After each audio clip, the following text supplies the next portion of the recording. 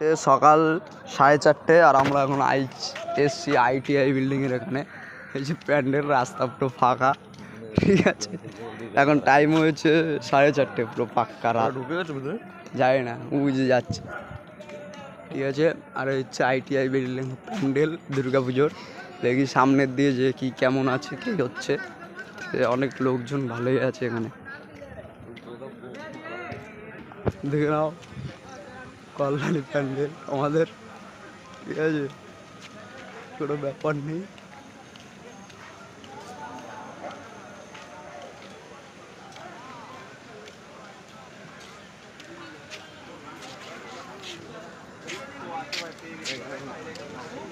Action movie not allow.